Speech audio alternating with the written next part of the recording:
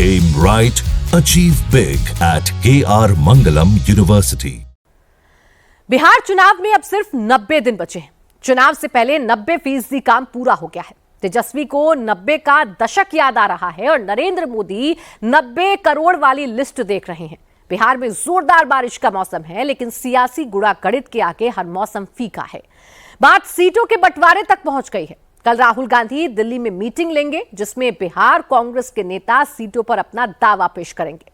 तेजस्वी एक मीटिंग पहले ही ले चुके हैं। मोदी और नीतीश कुमार वाली मीटिंग अभी बाकी है। उससे पहले बिहार का एक महा सर्वे आ गया है। क्या तेजस्वी नीतीश से आगे निकल गए? क्या प्रशांत किशोर के भाग्य जाग रहे हैं? नीतीश कुमार का 1 करोड़ नौकरियों का वादा कर देना, रेस में सम्राट चौधरी का आ जाना और चिराग के साथ मांझी का झगड़ा हो जाना, बिहार की फुल पॉलिटिकल पिक्चर इस रिपोर्ट में दिखाते हैं। जाति बिहार से जाति नहीं। क्या जाति के दम पर तेजस्वी यादव मुख्यमंत्री बन सकते हैं? अब वोटर लिस्ट से नाम कट जाएगा तो राशनों नहीं मिलेगा, न पेंशन मिलेगा। आगे आपके साथ क्या होगा भगवान जाने। तेजस्वी क्या जाति के दम पर 100 सीटें जीत सकते हैं? हम लोगों के पास इतने सारी चीजें हैं करने को, बिहार को आगे बढ़ाने के लिए रास्ता है, रोड मैप है।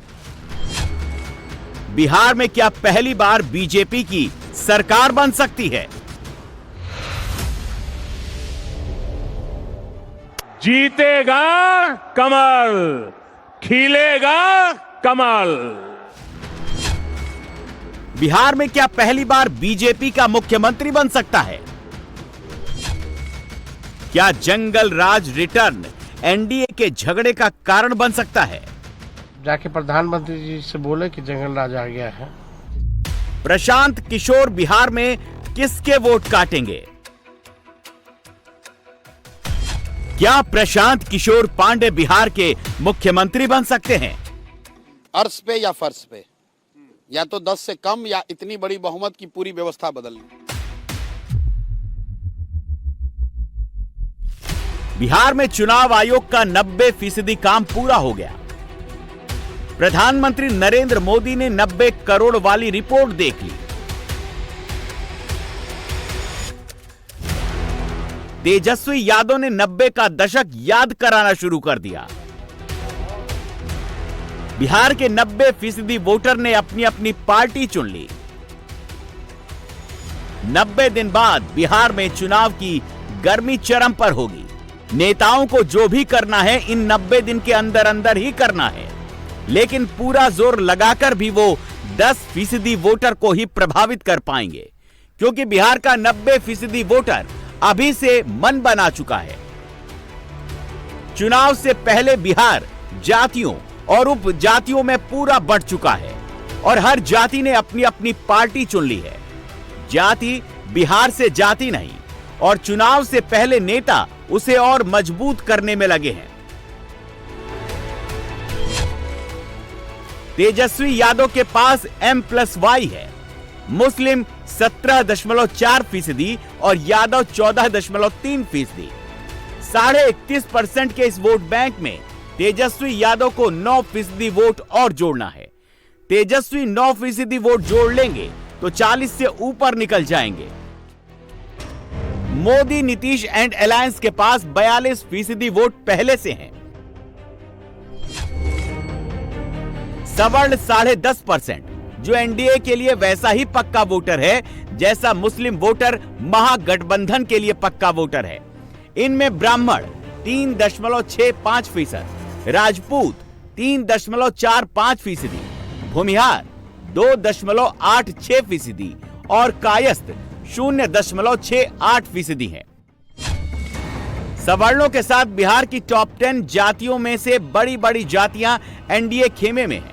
इनमें शामिल हैं दुसाद यानी पासवान 5.31%, मोची, जाटव और रविदास मिलाकर 5.25%, कुशवाहा यानी कोयरी 4.21%, मुसहर 3.08%, कुर्मी 2.88%, वैश्य या बनिया 2.32%, कानू 2.21%, नौनिया 1.91%, कहार 1.65%, नाई 1.59%, बढ़ई 1.45%। इन सभी जातियों को जोड़ दें तो 42.42% का विनिंग इक्वेशन बनता है, जो बिहार में एनडीए के साथ खड़ा है। तेजस्वी यादव को अगर मुख्यमंत्री बनाना है तो उनको दो काम करने होंगे। एक तो वो MY में नई नई जातियों को जोड़े और दूसरे एनडीए के वोट बैंक को तोड़े। तेजस्वी दोनों काम कर रहे हैं। 2024 के लोकसभा चुनाव में जिस तरह अखिलेश ने आधे % 1% वाली जातियों को सपा के साथ जोड़ा था, उसी तरह तेजस्वी यादव भी गुलदस्ता बना रहे हैं।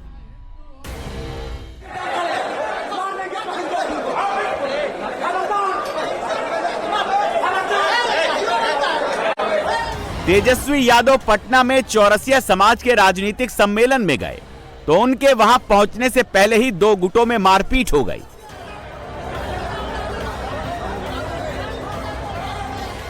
इस मारपीट की वजह समझिए।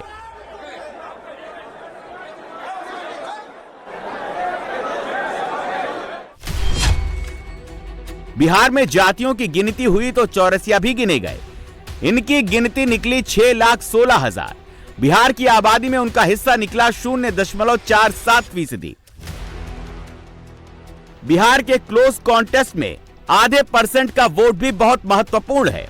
इस आधे % को रिझाने के लिए तेजस्वी यादव 90 वाले लालू की याद दिला रहे हैं। लालू जी की हम लोगों की हमेशा से कोशिश रही है कि उन सभी लोगों को मुख्य धारा में लाए। 90 के दशक में लालू जी ने कोई ऐसा पिछड़ा अति पिछड़ा दलित समाज का या आदिवासी समाज की जातियां नहीं थी जिनको लालू जी ने राजनीति में भागीदारी का मौका ना दिया। सभी लोगों को उनके समाज के उत्थान के लिए सब लोगों को मौका मिला। और हम आपको इतना ही कहना चाहते हैं कि जिस उम्मीद और जिस भरोसे के साथ आप लोग आए हैं, आपको अब इसकी चिंता करने की कोई जरूरत नहीं। आपकी चिंता मेरी चिंता है। आपका दुख मेरा दुख होगा, आपकी लड़ाई मेरी लड़ाई होगी। और निश्चित रूप से जिस मकसद के साथ आप लोग आए हैं, हम सब लोग जो है आने वाले भविष्य में सफल जरूर होंगे। चौरसिया की गिनती वैश्य समाज की 52 उपजातियों में होती है। पान का कारोबार करने वाले चौरसिया पिछले 25 साल से मोटे तौर पर एनडीए के वोटर हैं। तेजस्वी यादव उनको अपनी तरफ लाने का प्रयास कर रहे हैं। वो जानबूझकर 90 वाले लालू का नाम ले रहे हैं, जो उस दौर में पिछड़ों को आगे लेकर आए थे। ठीक इसी तरह मल्लाह, केवट और कैवर्त, ये सब मल्लाह की उपजातियां हैं। ये जातियां नीतीश से प्रभावित रही हैं, लेकिन मुकेश सहनी ने वीआईपी पार्टी बनाकर उनको जोड़ा और अब मुकेश सहनी खुद तेजस्वी यादव के साथ घूम रहे हैं।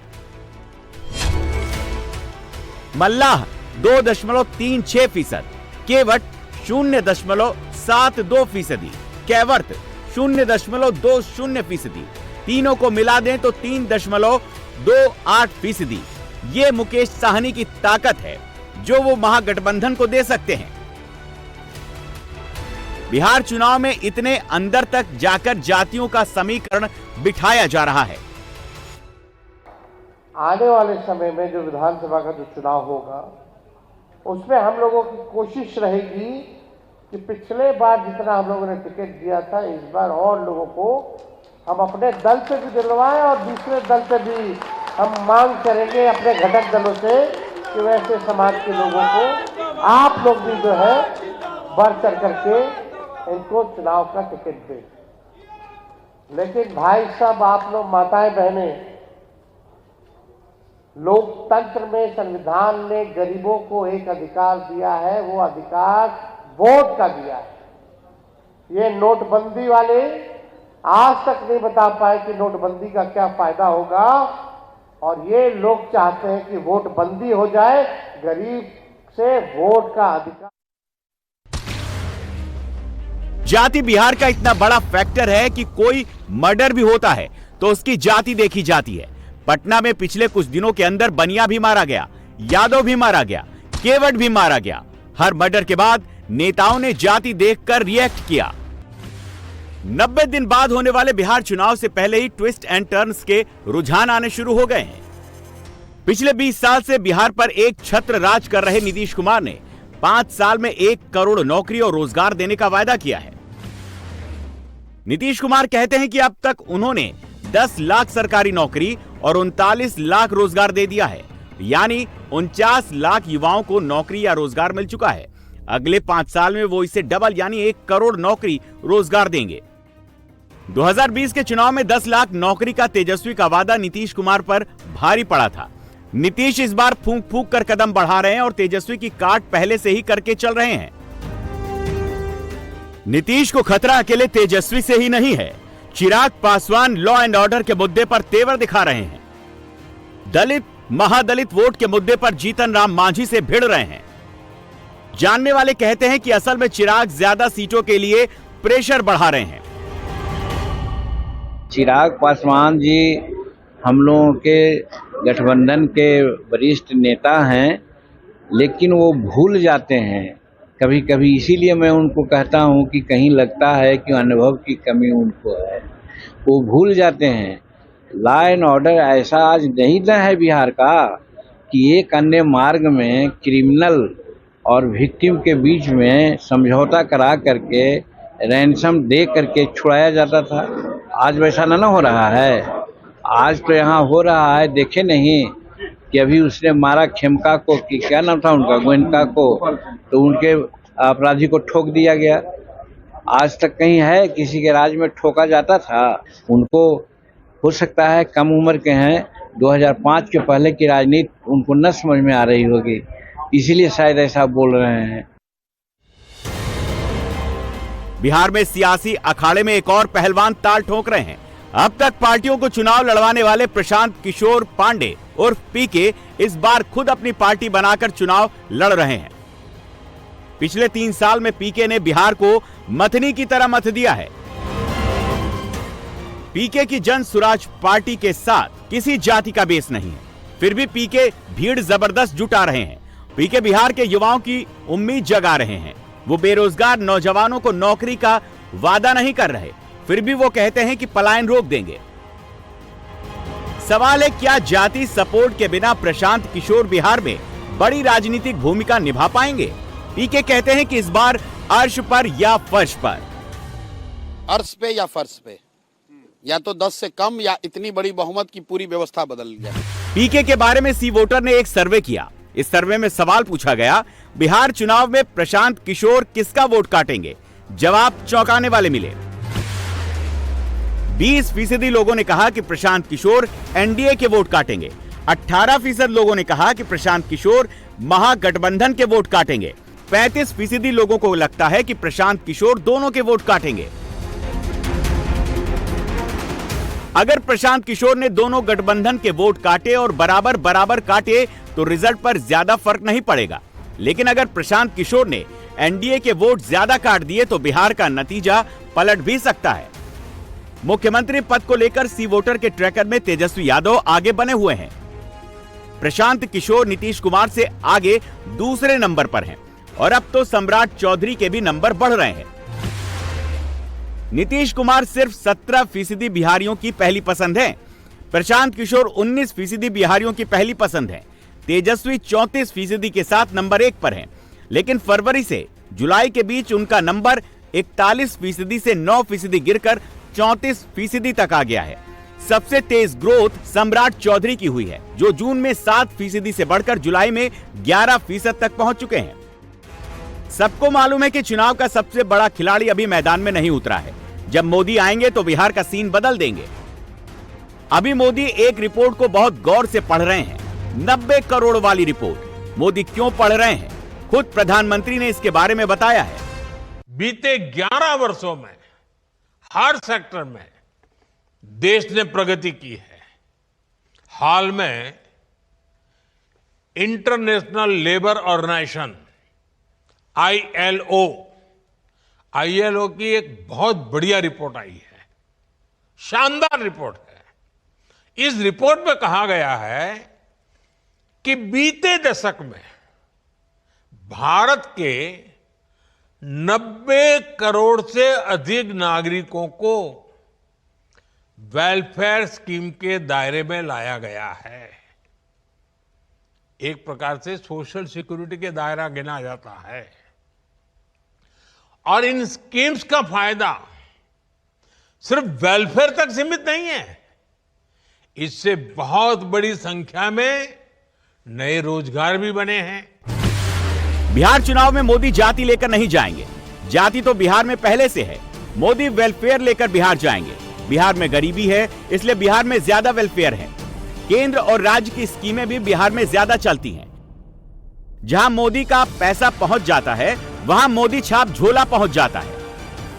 जहां मोदी की फोटो पहुंच जाती है, भले ही 2 रुपए का फायदा हो या 2000 का फायदा हो, मोदी को वोटर से रिटर्न गिफ्ट मिल ही जाता है। बिहार एक बार इसका टेस्टिंग ग्राउंड बनेगा। अभी बिहार में दूसरा टेस्ट चल रहा है। बिहार में वोटर वेरिफिकेशन का काम 90% पूरा हो चुका है। बिहार के एक एक गांव में, एक एक मोहल्ले में, बिहार की एक एक गली में बीएलओ की टीम पहुंचकर फॉर्म भरवा चुकी है। अब फॉर्म को अपलोड करने का काम भी शुरू हो गया है। अनुमान है कि 25 जुलाई की डेडलाइन तक 100% का लक्ष्य भी हासिल हो जाएगा। बिहार में एक एक वोटर का वेरिफिकेशन होने लगा तो बिहार के वोटर लिस्ट में बांग्लादेशी भी मिले, म्यांमार वाले भी मिले और नेपाली भी मिले। बीजेपी प्रसन्न है कि फर्जी वोटर आउट हो रहे हैं। तेजस्वी यादव भन्नाए हुए हैं। गुस्से में वो अनाप शनाप कुछ भी बोल रहे हैं। ये वही सूत्र हैं जो इस्लामाबाद, कराची, लाहौर जो कब्जा करवा रहे थे। ये सूत्र को हम लोग जो है मूत्र समझते हैं। उसके बाद से अब तक जो है इतने साल हो गए और इन सालों में कई चुनाव हम लोगों ने देखा। नरेंद्र मोदी जी का 14 का भी चुनाव देखा, 19 का भी देखा और 24 का भी देखा। यानी इनका कहने का मतलब ये है कि उस समय हम लोग 3-3, 4-4 लाख वोट से चुनाव हारे, तो क्या विदेशियों ने नरेंद्र मोदी जी को वोट दिया? आश्चर्यजनक रूप से पीके भी वही तर्क दे रहे हैं जो तेजस्वी कह रहे हैं। इलेक्शन कमीशन ने रिवीजन की प्रक्रिया शुरू की है। अगर वो बता रहे हैं कि इसमें नेपाली, बांग्लादेशी हैं, तो ये बड़े चिंता की बात है, क्योंकि इसी इलेक्टोरल रोल से अभी 1-1.5 साल पहले पार्लियामेंट का चुनाव हुआ है। मोदी जी उसी इलेक्टोरल रोल से चुनकर प्रधानमंत्री बने हैं। तो क्या इलेक्शन कमीशन ये मान रहा है, स्वीकार कर रहा है कि जिस इलेक्टोरल रोल से लोकसभा का चुनाव हुआ उसमें बहुत सारे बांग्लादेशी या दूसरे गैर कानूनी लोग वहां पर उस इलेक्टोरल रोल में हैं? और दूसरी जो बड़ी बात है कि अगर ये लोग बिहार में आके रह रहे हैं तो बिहार में तो भाजपा की, नीतीश की ही सरकार है। ये लोग कैसे रह रहे हैं, पुलिस प्रशासन क्या कर रहा है, ये भी चिंता का बात है। बिहार में वोटर लिस्ट वेरिफिकेशन को लेकर विपक्ष का कहना है कि इसमें एनडीए को ज्यादा फायदा मिलेगा। बिहारी वोटरों को भी यही लगता है कि सरकारी पक्ष फायदे में रहेगा। सी वोटर के सर्वे में 56% लोगों ने कहा है कि सरकार अपने फायदे के लिए मतदाता सत्यापन करा रही है, जबकि 36% लोगों ने कहा कि इससे सरकार को फायदा नहीं होगा। वोटर वेरिफिकेशन का विरोध करने वाली पार्टियां भी अंदर ही अंदर बड़े पैमाने पर इसमें शामिल हैं। तेजस्वी की पार्टी के कार्यकर्ता भी इसमें लगे हुए हैं, जिससे उनके समर्थक जातियों के वोट न कट जाएं। सुप्रीम कोर्ट में सुनवाई के बाद इतना तो साफ हो ही गया कि चुनाव आयोग ने जो अभियान शुरू किया है वो बंद नहीं होगा। बिहार का अगला चुनाव नए वोटर लिस्ट पर ही होगा।